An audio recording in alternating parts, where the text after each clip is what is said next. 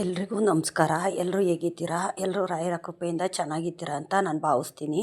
ರಾಯರು ನಿಮ್ಮೆಲ್ರಿಗೂ ಸುಖ, ಶಾಂತಿ, ನೆಮ್ಮದಿ, ಐಸು, ಆರೋಗ್ಯ, ಭಾಗ್ಯ ಕೊಟ್ಟು ಕಾಪಾಡಲಿ ಅಂತ ನಾನು ಕೇಳ್ಕೊತೀನಿ. ಅಕ್ಷಯ ತೃತೀಯ ದಿನ ನಾವು ಇದೊಂದು ಪೂಜೆ ಮಾಡಿದ್ರೆ, ಈ ವಸ್ತುಗಳನ್ನ ನಾವು ಮನೆಗೆ ತೊಗೊಂಡು ಬಂದರೆ ಚಿನ್ನ ಬೆಳ್ಳಿ ತೊಗೊಂಡಷ್ಟು ನಮಗೆ ಒಳ್ಳೆಯದಾಗುತ್ತೆ. ಏಕೆಂತಂದರೆ ಚಿನ್ನ ಬೆಳ್ಳಿ ತೊಗೊಂಡ್ರೇ ಒಳ್ಳೆಯದಾಗುತ್ತೆ, ಇಲ್ಲ ಅಂದರೆ ಆಗೋದಿಲ್ವ ಅಂತ ಸುಮಾರು ಜನದಲ್ಲಿ ಒಂದು ಇದಿದೆ, ಅನುಮಾನ ಇದೆ. ಏಕೆಂತಂದರೆ ಚಿನ್ನ ಬೆಳ್ಳಿ ಎಲ್ಲರೂ ತೊಗೊಳ್ಳೋಕ್ಕೆ ಸಾಧ್ಯವಾಗೋದಿಲ್ಲ.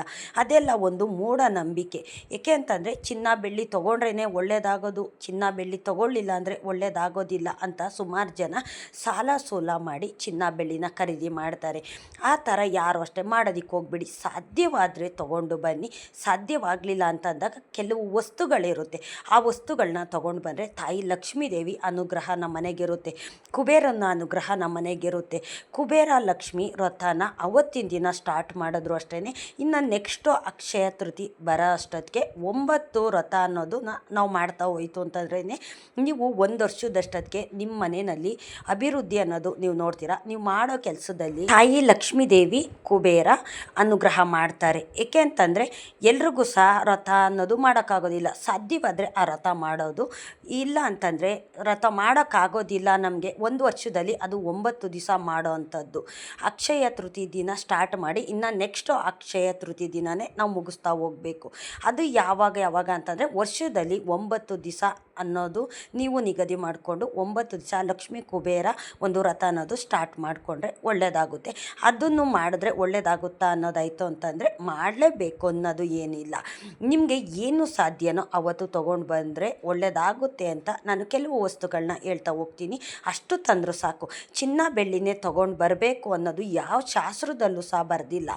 ಅಕ್ಷಯ ತೃತೀಯ ವಿಶೇಷತೆ ದಿನ ಏನು ಅಂತಂದರೆ, ವಿಷ್ಣು ತಾಯಿ ಮಹಾಲಕ್ಷ್ಮಿ ಮದುವೆ ಆಗಿದ್ದ ದಿವಸ ಅವತ್ತು ಅಕ್ಷಯ ತೃತೀಯ ಅಂತಂದರೆ ಅವತ್ತು ವಿಷ್ಣು ತಾಯಿ ಲಕ್ಷ್ಮೀದೇವಿ ಮದುವೆ ಆಗಿದ್ದ ದಿವಸ. ಮತ್ತು ಶ್ರೀಕೃಷ್ಣ ಕುಚೇಲ ಅವರಿಬ್ಬರು ಬಾಲ್ಯ ಸ್ನೇಹಿತರು.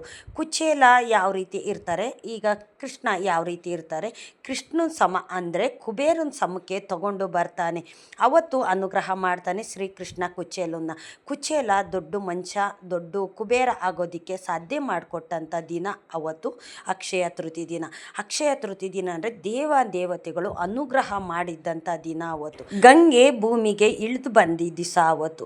ಸುಮಾರು ದೇವರುಗಳು ಇದೊಂದು ದಿನಾನ ಅವರು ನಿಗದಿ ಮಾಡಿಕೊಂಡು ಅವರು ಒಳ್ಳೆ ಕೆಲಸ ಅನ್ನೋದನ್ನ ಅಕ್ಷಯ ತೃತೀಯ ದಿನವೇ ಮಾಡಿದ್ದಾರೆ. ಹಾಗಾಗಿ ಅಕ್ಷಯ ತೃತೀಯ ದಿನ ನಾವೊಂದು ಕೆಲಸ ಕಾರ್ಯ ಮಾಡೋದಾಗಲಿ, ಒಳ್ಳೆ ಕೆಲಸಗಳು ಮಾಡೋದಾಗಲಿ, ಈ ಕೆಲವರು ಮದುವೆ ಮಾಡ್ತಾರೆ, ಫಂಕ್ಷನ್ ಮಾಡ್ತಾರೆ, ಗುದ್ಲಿ ಪೂಜೆ ಮಾಡ್ತಾರೆ, ಮನೆ ಗೃಹ ಪ್ರವೇಶ ಮಾಡ್ತಾರೆ, ಈ ಥರ ಹಲವಾರು ಒಳ್ಳೆ ಕಾರ್ಯಗಳನ್ನ ಮಾಡ್ತಾರೆ. ತುಂಬ ಒಳ್ಳೆಯದಾಗುತ್ತೆ.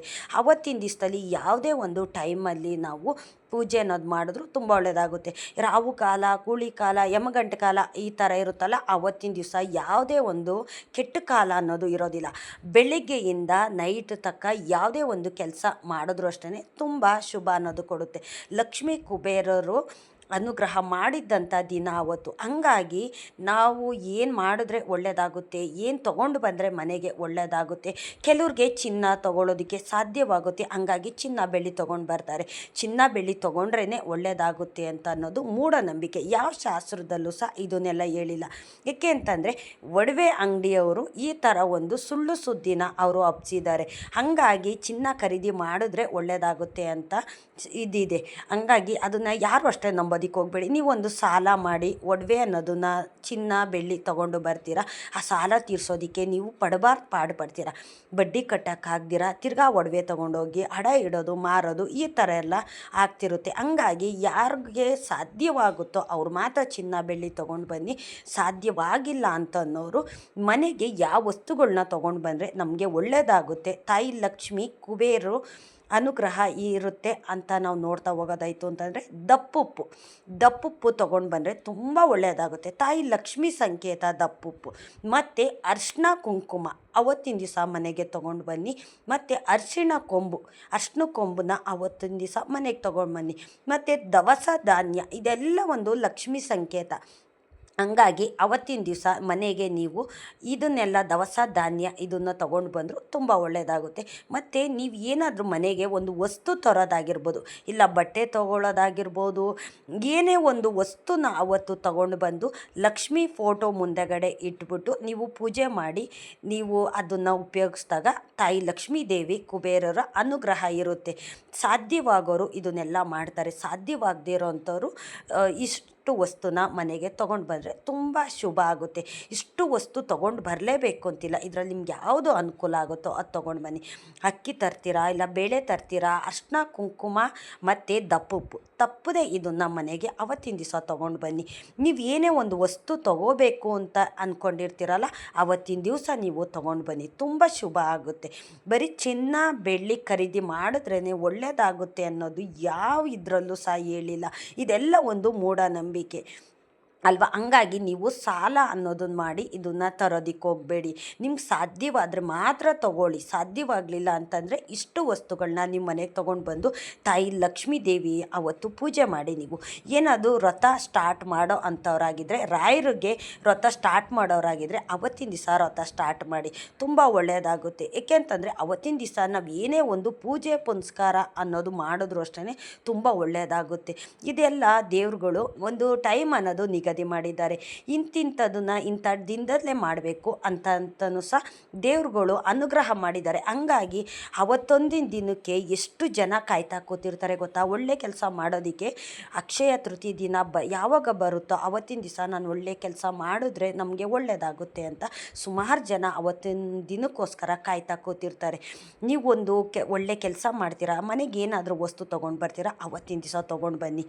ಯಾರೋ ಏನೋ ತೊಗೋತಾರೆ ಅಂತ ಅಂದ್ಬಿಟ್ಟು ನೀವು ಸಾಲ ಮಾಡಿ ಒಂದು ಒಡವೆ ಚಿನ್ನನ ನೀವು ಖರೀದಿ ಮಾಡೋದಕ್ಕೆ ಹೋಗಬೇಡಿ. ಏಕೆ ಅಂತಂದರೆ ಅವ್ರಿಗೆ ಸಾಧ್ಯವಾಗಿರುತ್ತೆ, ಹಂಗಾಗಿ ಅವರು ತೊಗೊಂಡು ಬರ್ತಾರೆ. ಸುಮಾರು ಜನ ಹೇಳ್ತಾರೆ, ನಾನು ಸಾಲ ಮಾಡಿನೂ ಸಹ ಚಿನ್ನ ಖರೀದಿನ ನಾನು ಮಾಡಿದೆ ಅವತ್ತು, ಆದರೆ ನನಗೊಳ್ಳೇದಾಗಲಿಲ್ಲ. ಸಾಲ ತೀರ್ಸೋಕ್ಕಾಗ್ದಿರ ನಾನು ಆ ಒಡವೆನ ತೊಗೊಂಡೋಗಿ ಅಡ ಇಟ್ಟೆ, ಇಲ್ಲಾಂದರೆ ಮಾರಲೇಬೇಕಾದಂಥ ಸ್ಥಿತಿ ಬರುತ್ತೆ ಅಂತಲೂ ಸಹ ಸುಮಾರು ಜನ ಹೇಳ್ತಾರೆ. ಏಕೆ ಅಂತಂದರೆ ಅವತ್ತಿನ ದಿವಸ ಬರೀ ಚಿನ್ನನೇ ತೊಗೋಬೇಕು ಅನ್ನೋದು ಇದೆಲ್ಲ ಮೂಢನಂಬಿಕೆ. ಏಕೆಂತಂದರೆ ಒಡವೆ ಅಂಗಡಿಯವರು ಇದನ್ನೆಲ್ಲ ಸುಳ್ಳು ಸುದ್ದಿ ಹಬ್ಸಿರ್ತಾರೆ. ಒಡವೆಗಳು ಖಾಲಿ ಆಗಲಿ ಅವತ್ತಿನ ದಿವಸ ಅಂತ ಅಂದ್ಬಿಟ್ಟು ಇದೆಲ್ಲ ಒಂದು ಸುಳ್ಳು ಸುದ್ದಿ ಹಬ್ಬಿಸಿರ್ತಾರೆ. ಎಷ್ಟೇ ದುಡ್ಡು ಕೊಟ್ಟು ಒಡವೆ ಅಂಗಡಿಗಳಲ್ಲಿ ಕಾಲು ಸಹ ಇಡೋಕ್ಕಾಗ್ತಿರೋದಿಲ್ಲ ಅವತ್ತಿನ ದಿವಸ.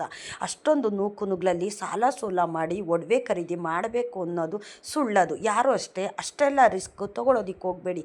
ನಿಮಗೆ ಸಾಧ್ಯವಾದರೆ ಮನೆಗೆ ಇಷ್ಟು ಸಾಮಾನನ್ನು ನೀವು ತೊಗೊಂಡು ಬನ್ನಿ, ತುಂಬ ಒಳ್ಳೆಯದಾಗುತ್ತೆ. ಮತ್ತು ಮಕ್ಕಳು ಚಿಕ್ಕ ಮಕ್ಕಳಿದ್ರೆ ಅವತ್ತು ಅಕ್ಷರಾಭ್ಯಾಸ ಮಾಡಿಸೋಂಥವ್ರು ಅವತ್ತಿನ ದಿವಸ ಅಕ್ಷರಾಭ್ಯಾಸ ಮಾಡಿಸಿ ತುಂಬ ಒಳ್ಳೆಯದಾಗುತ್ತೆ. ಏಕೆ ಅಂದರೆ ದೇವರು ನಮಗೆ ಎಷ್ಟು ಕೊಟ್ಟಿದ್ದಾರೋ ಅಷ್ಟರಲ್ಲಿ ನಾವು ಜೀವನ ಮಾಡಬೇಕು.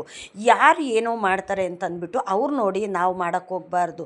ದೇವರು ಅವ್ರಿಗೆ ಕೊಟ್ಟಿದ್ದಾರೆ, ಹಂಗಾಗಿ ಅವ್ರನ್ನ ಎಲ್ಲನೂ ಸಹ ತಗೋತಾರೆ. ಅವರು ಆಕಾಶಕ್ಕೆ ಕೈ ಚಾಚೋಷ್ಟು ಭಗವಂತ ಕೊಟ್ಟಿರ್ತಾರೆ, ಹಂಗಾಗಿ ಎಲ್ಲವನ್ನು ಸಹ ತಗೋತಾರೆ ಅವರು. ನಮಗೆ ಎಷ್ಟು ಸಾಧ್ಯನೋ ಅಷ್ಟರಲ್ಲಿ ನಾವು ತೃಪ್ತಿ ಪಡಬೇಕು.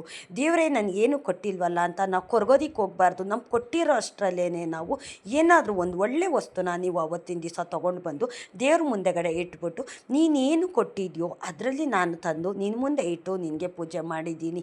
ನೀನು ಕೊಟ್ಟರೆ ನಾನು ತೊಗೊಂಡು ಬಂದು ನಿನ್ನ ಮುಂದೆ ಇಡ್ತೀನಿ. ಭಗವಂತ ನೀನು ಎಲ್ಲರಿಗೂ ಸಹ ಕೊಟ್ಟಿದ್ಯಾ, ನನಗೂ ನೀನು ಅನುಗ್ರಹ ಮಾಡು ಅಂತ ನೀವಿಷ್ಟನ್ನು ತಾಯಿ ಲಕ್ಷ್ಮಿ ಮುಂದೆಗಡೆ ತಂದೆ ರಾಯರ ಹತ್ರ ನೀವು ಬೇಡ್ಕೊಳ್ಳಿ. ಖಂಡಿತ ಒಳ್ಳೆಯದಾಗುತ್ತೆ. ಏಕೆ ಅಂತಂದರೆ ಅವ್ರವ್ರ ಪರಿಸ್ಥಿತಿ ಅವ್ರವ್ರ ಜೀವನಕ್ಕೆ ಬಿಟ್ಟಿದ್ದಂಥದ್ದು. ಯಾರು ಏನಿಗೋ ಇರ್ತಾರೆ, ಯಾರು ಏನೋ ಮಾಡ್ತಾರೆ ಅಂತಂದ್ಬಿಟ್ಟು ಕೈಗೆಟುಕ್ತಿರೋ ಅಂಥದ್ದಕ್ಕೆ ನೀವು ಕೈ ಚಾಚೋದಕ್ಕೆ ಹೋಗಬೇಡಿ. ಹಾಸಿಗೆ ಇದ್ದಷ್ಟು ಕಾಲು ಚಾಚಬೇಕು ಅಂತ ಹಿರಿಕರು ಹೇಳ್ತಾರಲ್ಲ, ಅದು ನಿಜ. ಅದು ನಾವು ಸಾಲ ಸೂಲ ಮಾಡಿ ಒಡವೆ ತೊಗೊಳ್ಳೋದು, ಸಾಲ ತೀರ್ಸೋಕ್ಕಾಗ್ದಿರೋಂಥ ಟೈಮಲ್ಲಿ ಒಡವೆ ತೊಗೊಂಡೋಗೋದು, ಅಡ ಇಡೋದು, ಅದಕ್ಕೆ ಬಡ್ಡಿ ಕಟ್ಟೋದು, ಅದೇ ಚಿಂತೆಯಲ್ಲಿ ಕೊರಗ್ತಾ ಇರೋದು. ದುಡ್ಡೆಲ್ಲ ಬಡ್ಡಿ ಕಟ್ಟೋದು, ಸಾಲ ತೀರ್ಸೋಕ್ಕಾಗ್ದಿರೋಂಥ ಟೈಮಲ್ಲಿ ಆ ಒಡವೆನ ಬಿಟ್ಬಿಡೋದು, ಇಲ್ಲ ಮಾರಿಬಿಡೋದು. ಈ ಥರ ಎಲ್ಲ ಒಂದು ಸಮಸ್ಯೆ ಅನ್ನೋದನ್ನು ಯಾರು ಅಷ್ಟೇ ಮಾಡ್ಕೊಳ್ಳೋದಕ್ಕೆ ಹೋಗಬೇಡಿ. ಭಗವಂತ ನಮಗೆ ನೆಮ್ಮದಿ ಕೊಟ್ಟಿದ್ದಾನಲ್ಲ, ಎರಡೊತ್ತು ಅನ್ನ ತಿನ್ನೋದಕ್ಕೆ ಅನುಗ್ರಹ ಮಾಡಿದಾರಲ್ಲ, ಸಾಕು ಅಷ್ಟು ನಮಗೆ. ಹೇಗೋ ಇರಬೇಕು, ಹೇಗೋ ಮಾಡಬೇಕು ಅಂತ ನಾವು ಮಾಡೋಕ್ಕೋಯ್ತು ಅಂತಂದರೆ ಹಲವಾರು ಸಮಸ್ಯೆಗಳನ್ನ ನಮ್ಮ ಮೇಲೆ ಹೇಳ್ಕೊತೀವಿ ಅಲ್ವಾ. ಇದೆಲ್ಲ ತಾಯಿ ಲಕ್ಷ್ಮೀ ದೇವಿ ಸೂಚನೆ ಆಗಿರುತ್ತೆ. ಇನ್ನು ರಾಯರಿಗೆ ವ್ರತ ಮಾಡೋ ಅಂಥವ್ರು ಅವತ್ತು ವ್ರತನ ಸ್ಟಾರ್ಟ್ ಮಾಡಿ. ನೀವು 3 ದಿವಸ ಮಾಡ್ತೀರಾ, 5 ದಿವಸ ಮಾಡ್ತೀರಾ, ಸ್ಟಾರ್ಟ್ ಮಾಡಿ. ಸೋಮವಾರ ಸ್ಟಾರ್ಟ್ ಮಾಡಿದ್ರೆ ಮಂಗಳವಾರ, ಬುಧವಾರ, ಗುರುವಾರ ನೀವು ಇಷ್ಟು ದಿನದಲ್ಲಿ ಮುಗಿಸೋ ಥರ ನೀವು ಒಂದು 5 ದಿವಸ ಇಲ್ಲ 7 ದಿವಸ ಇಲ್ಲ 3 ದಿವಸ ಈ ಥರ ವ್ರತನ ಸ್ಟಾರ್ಟ್ ಮಾಡಿ. ರಾಯರಿಗೆ ವ್ರತ ಸ್ಟಾರ್ಟ್ ಮಾಡೋ ಅಂಥವ್ರು ನೀವು ಸೋಮವಾರ ಅಂದರೆ ಅಕ್ಷಯ ತೃತೀಯ ದಿನ ನೀವು ಸ್ಟಾರ್ಟ್ ಮಾಡಿ.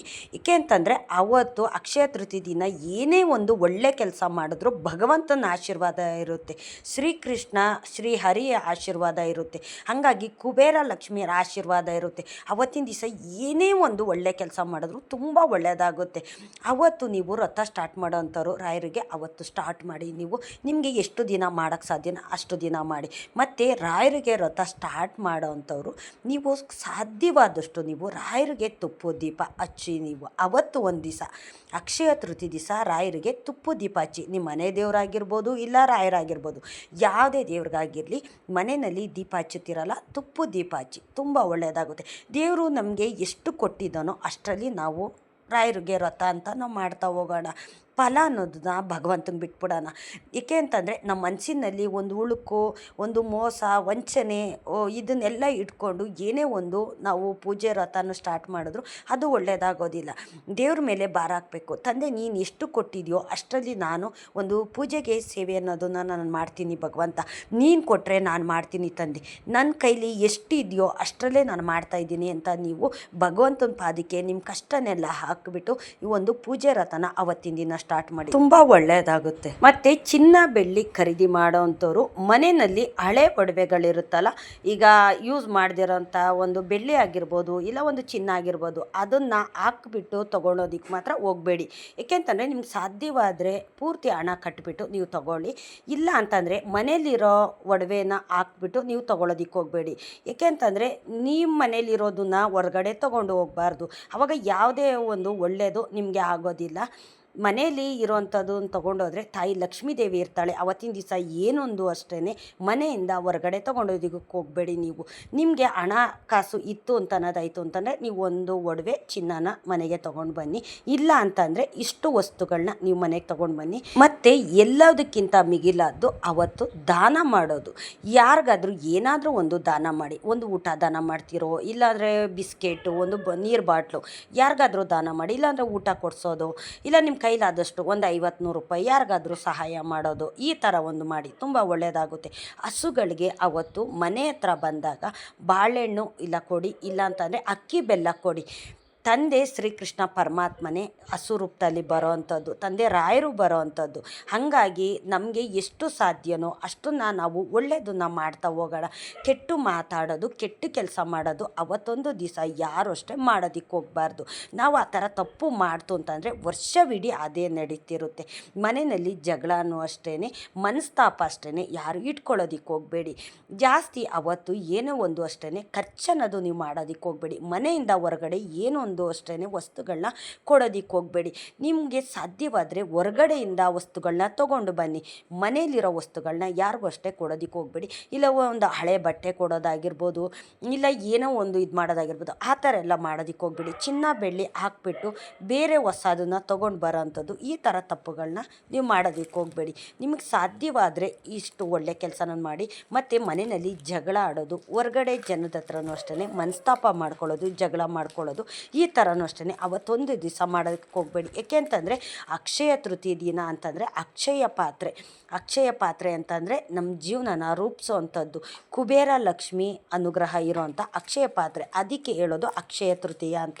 ಹಾಗಾಗಿ ಅವತ್ತಿನ ದಿವಸ ಸಾಧ್ಯವಾದಷ್ಟು ಒಳ್ಳೆ ಮಾತಾಡಿ ಒಳ್ಳೆ ಕೆಲಸಗಳನ್ನ ಮಾಡಿ ನೀವು ಇಷ್ಟು ವಸ್ತುಗಳನ್ನ ಮನೆಗೆ ತೊಗೊಂಡು ಬನ್ನಿ. ಅವತ್ತು ಮನೆಯಲ್ಲಿ ಪೂಜೆ ಎಲ್ಲ ಮುಗಿಸಿ ನೀವು ಲಕ್ಷ್ಮೀ ದೇವಸ್ಥಾನಕ್ಕೆ ಹೋಗಿದ್ದು ಬನ್ನಿ. ಸಾಧ್ಯವಾದರೆ ರಾಯರು ಮಠಕ್ಕೆ ಹೋಗಿದ್ದು ಬನ್ನಿ. ರಾಯರಿಗೆ ತುಪ್ಪ ದೀಪ ಬೆಳಗ್ಗೆ ಹೆಜ್ಜೆ ನಮಸ್ಕಾರ ಹಾಕ್ಬಿಟ್ಟು ಬನ್ನಿ. ತಪ್ಪದೆ ನೀವು ರಾಯರ ಮಠಕ್ಕೆ ಹೋಗಿ ಮತ್ತು ಲಕ್ಷ್ಮೀ ದೇವಸ್ಥಾನಕ್ಕೆ ಹೋಗಿದ್ದು ಬನ್ನಿ. ಮನೆಯಲ್ಲಿ ದೀಪ ಆರಾಧನೆ ಮಾಡಿ ಸಂಜೆ ಟೈಮಲ್ಲಿ ತುಳಸಿ ಗಿಡದ ಹತ್ರ ದೀಪ ಹಚ್ಚಿಟ್ಟು ಮನೆಗೆ ದೀಪ ಹಚ್ಚಿ, ಮನೆ ದೇವರಿಗೆ ರಾಯರಿಗೆ ದೀಪ ಹಚ್ಚಿ ಪೂಜೆ ಮಾಡಿ. ಬೆಳಗ್ಗೆ ಒಂದು ಟೈಮು ತುಪ್ಪದ ದೀಪ ಹಚ್ಚಿದ್ರೆ ಸಾಕು. 2 ಟೈಮು ಹಚ್ಬೇಕು ಅಂತ ಅಲ್ಲ. ಸುಮಾರು ಜನ ನನಗೆ ಕಮೆಂಟ್ ಹಾಕ್ತಾರೆ, ಬೆಳಿಗ್ಗೆ ಒಂದು ಟೈಮು ತುಪ್ಪದ ದೀಪ ಹಚ್ಚಿ ಸಂಜೆ ಎಣ್ಣೆ ಬಿಟ್ಟು ಹಚ್ಬೋದಾ, ಏನು ತಪ್ಪಾಗೋದಿಲ್ವಾ ಅಂತ. ಏನೂ ತಪ್ಪಾಗೋದಿಲ್ಲ. ನಿಮ್ಗೆ ಸಾಧ್ಯವಾದರೆ ತುಪ್ಪದ ದೀಪ ಹಚ್ಚಿ, ಇಲ್ಲ ಅಂತಂದರೆ ಎಣ್ಣೆ ಬಿಟ್ಟೆ ಹಚ್ಚಿ. ಬೆಳಗ್ಗೆ ಪೂಜೆ ಮಾಡಬೇಕಾದ್ರೆ ನೀವು ತುಪ್ಪದ ದೀಪ ಹಚ್ಚಿರ್ತೀರಲ್ಲ, ಸಂಜೆ ಎಣ್ಣೆ ಬಿಟ್ಟು ಹಚ್ಚಿ. ಮತ್ತು ತುಪ್ಪದ ಬತ್ತಿ ಮಾಡ್ಕೋತೀರಲ್ಲ, ಆ ತುಪ್ಪದ ಬತ್ತಿ ಬೆಳಗ್ಗೆ ಸಾಕು. ಏನು 2 ಟೈಮು ತುಪ್ಪ ಬಿಟ್ಟೆ ಹಚ್ಚಬೇಕು ಅಂತಲೇ ಏನಿಲ್ಲ. ರಾಯರು ಎಲ್ಲನೂ ಸಹ ನೋಡ್ತಿರ್ತಾರೆ. ಇನ್ನೂ ಒಬ್ಬರು ನನಗೆ ಕಮೆಂಟ್ ಹಾಕಿದರು, ದೇವರು ನೈವೇದ್ಯನ ಬೆಳಗ್ಗೆ ಟೈಮು ಮಾಡೋಕ್ಕಾಗೋದಿಲ್ಲ, ಹಂಗಾಗಿ ನೈಟು ಮಾಡಿಟ್ಕೋಬೋದಾ ರಾಯರು ನೈವೇದ್ಯಕ್ಕೆ ಅಂತ. ನೈಟು ಮಾಡಿಟ್ಕೊಂಡ್ರೆ ಅದು ತಂಗ್ಳಾಗುತ್ತೆ.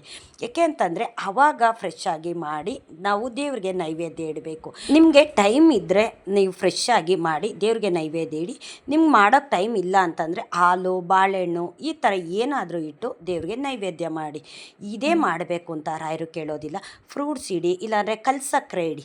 ಕಲ್ಸಕ್ಕರೆ ಸಿಕ್ಕುತ್ತಲ್ಲ, ಕಲ್ಸಕ್ಕರೆ ತಂದಿಟ್ಕೊಳ್ಳಿ. ಡೈಲಿ ಕಲ್ಸಕ್ಕರೆ ಇಡಿ, ಇಲ್ಲ ಡ್ರೈ ಫ್ರೂಟ್ಸ್ ಇಡಿ, ಇಲ್ಲ ಹಣ್ಣುಗಳಿಡಿ. ಏನೂ ಆಗಲಿಲ್ಲ ಅಂದರೆ 2 ಬಾಳೆಹಣ್ಣು ಇಡಿ, 1 ಗ್ಲಾಸ್ ಹಾಲಿಡಿ, ಸಾಕು. ರಾಯರು ಎಲ್ಲವನ್ನು ಸಹ ನೋಡ್ಕೋತಾರೆ. ನಮ್ಮ ಕಷ್ಟ ಸುಖ ಎಲ್ಲನೂ ಸಹ ನೋಡ್ತಿರ್ತಾರೆ. ಹಂಗಾಗಿ ನೀವು ಇದೇ ಇಡಿ ಅಂತ ರಾಯರು ಕೇಳೋದಿಲ್ಲ. ಇಷ್ಟೊತ್ತು ನನ್ನ ವಿಡಿಯೋ ನೋಡಿದ್ದಕ್ಕಾಗಿ ತುಂಬ ಹೃದಯದ ಧನ್ಯವಾದಗಳು. ರಾಯರು ನಿಮ್ಮೆಲ್ರಿಗೂ ಸುಖ, ಶಾಂತಿ, ನೆಮ್ಮದಿ, ಆಯುಸ್ಸು, ಆರೋಗ್ಯ, ಭಾಗ್ಯ ಕೊಟ್ಟು ಕಾಪಾಡಲಿ ಅಂತ ನಾನು ಕೇಳ್ಕೊತೀನಿ.